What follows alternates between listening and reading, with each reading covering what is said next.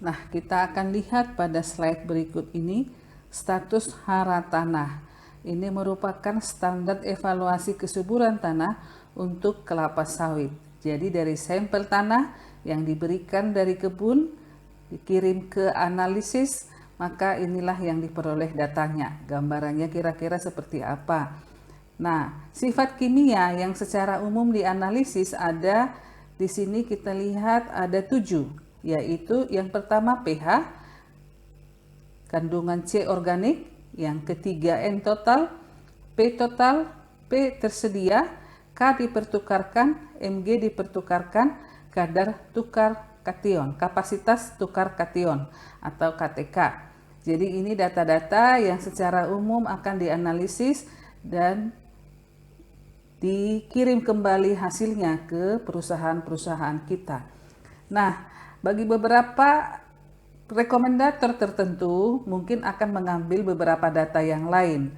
Mungkinkah mengambil, biasanya ada yang juga akan mengambil N, P, dan K yang berada di pelepah kelapa sawit. Nah, tetapi kalau ini adalah yang di dalam tanah. Ada yang mengambil N tersedia. N tersedia. Ini sangat sulit untuk diperoleh, tetapi ada yang mengambil data tersebut. Nah, data itu akan lebih akurat tentunya, tetapi biayanya akan tentu lebih mahal. Nah, berdasarkan data ini dapat kita lihat bagaimana kondisi hara di kebun yang kita miliki atau di blok yang kita miliki. Apabila C organik, kita ambil satu contoh. Apabila C organik kita, misalnya C organik di tempat kita ketemunya 1,7, maka dari analisis kesuburan tanah, maka tanah kita berada pada kondisi yang sedang. C organik kita berada pada kondisi yang sedang.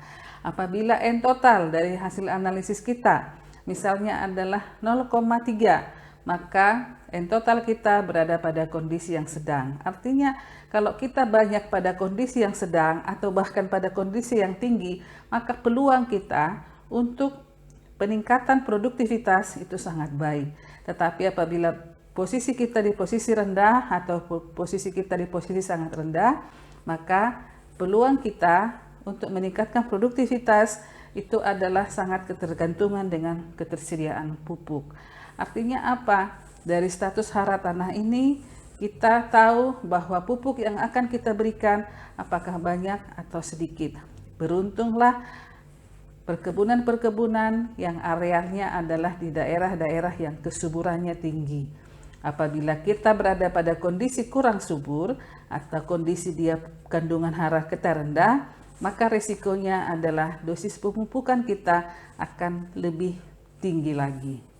Itulah gambaran dari status hara tanah. Inilah gambaran dari hasil analisis tanah untuk contoh tanah yang kita kirimkan ke bagian analisis tanah.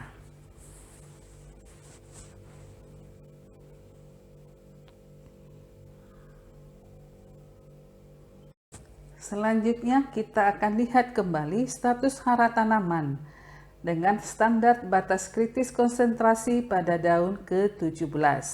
Inilah pentingnya daun ke-17 tadi. Nah, dari status hara tanaman ini kita bagi dua kelompok, tanaman yang lebih kecil dari 6 tahun dan tanaman yang lebih besar daripada 6 tahun. Analisis yang dilakukan adalah terhadap unsur hara N, P, K, Ca, Mgs, Cl, B, Cu, dan Zn. Nah, status hara tanaman itu adalah melihat tingkat serapan hara. Seperti apa serapan hara oleh tanaman.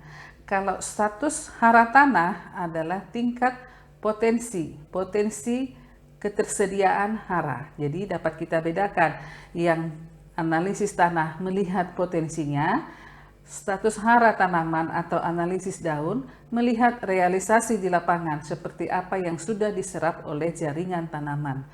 Nah, status hara ini bisa kita gunakan sebagai analisis untuk efektivitas pemupukan. Apakah pupuk yang kita aplikasikan sebelumnya sudah diserap tanaman atau tidak. Nah, sebagai contoh pada tanaman kita yang sudah berumur lebih dari 6 tahun. kandungan N yang kita peroleh hasil pengukuran adalah 2,7. Maka kalau kita lihat dengan status hara tanaman ini, maka N kita berada pada kondisi optimum. Apabila sudah pada kondisi optimum, maka boleh kita katakan faktor pembatas di lapangan bukan lagi unsur hara N. Faktor pembatas pertumbuhannya bukan lagi pupuk N, tetapi mungkin sudah pupuk-pupuk yang lain. Itulah salah satu contohnya. Sehingga seorang rekomendator apabila sudah berada pada posisi optimum, maka rekomendator akan memberikan dosis pemupukan. Tujuannya adalah untuk maintenance, bukan lagi tujuannya supaya berada pada zona berlebih. Maintenance supaya kita tidak turun ke zona defisiensi, sehingga pupuknya ya sedang-sedanglah, tidak sampai kepada dosis tinggi. Nah, dosis pupuk yang akan diberikan ada menggunakan rumus untuk penentuan dosis pupuk. Nah, apabila kita semua berada pada kondisi optimum, N tingkat serapan optimum, P-nya optimum, K-nya optimum, semuanya optimum, maka tidak ada alasan bahwa pupuk adalah sebagai penyebab produksi tidak tercapai, karena tingkat serapan sudah berada pada posisi optimum. Maka yang akan dilakukan oleh seorang praktisi atau bagian tanaman di kantor pusat melihat faktor-faktor yang lain yang mungkin menjadi faktor pembatas.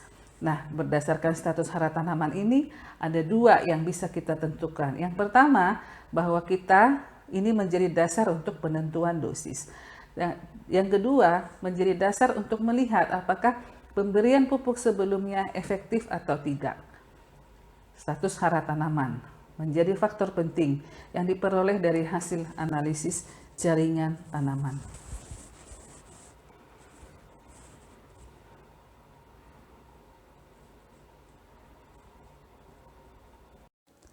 Selanjutnya kita akan melihat faktor-faktor yang menyebabkan kehilangan pupuk. Secara basic itu ada beberapa faktor yang menyebabkan kehilangan pupuk. Yang pertama adalah erosi. Erosi berarti terikut ke aliran air atau hilang berdasarkan aliran air. Kemudian leaching, pencucian juga ikut ke dalam aliran air. Kalau erosi berarti bagian tanah ikut terbawa, tetapi kalau leaching yang terbawa adalah air dan unsur-unsur hara yang di dalamnya. Yang ketiga adalah terjerap atau terfiksasi di dalam tanah. Faktor-faktor yang menyebabkan terjadinya fiksasi adalah biasanya adalah logam-logam dan juga adalah karena tingkat keasaman tanah yang terlalu tinggi sehingga tidak bisa diserap oleh tanaman. Kemudian bisa terjadi karena evaporasi. Evaporasi terjadi atau penguapan atau volatilisasi dapat terjadi pada unsur hara yang cepat menguap, yang dapat mudah menguap, misalnya adalah pupuk-pupuk urea. Kemudian kalau leaching adalah yang mudah terlarut dengan air. Contohnya juga pupuk nitrogen atau pupuk KCl, itu termasuk mudah menguap. Yang terjerap adalah biasanya pupuk-pupuk P. Itu bisa terjerap di dalam jaringan tanaman, bisa terfiksasi karena adanya asam, bisa terfiksasi karena adanya logam-logam yang lain dan biasanya juga dipengaruhi oleh asam. Itulah faktor-faktor kehilangan pupuk.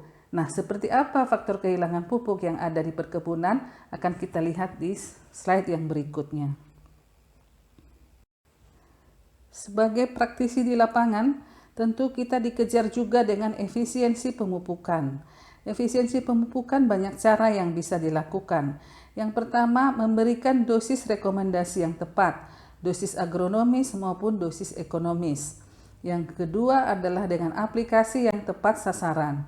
Yang ketiga, mengantisipasi kehilangan pupuk, seperti erosi, penguapan, pencucian, penjerapan. Kemudian yang keempat adalah organisasi kerja.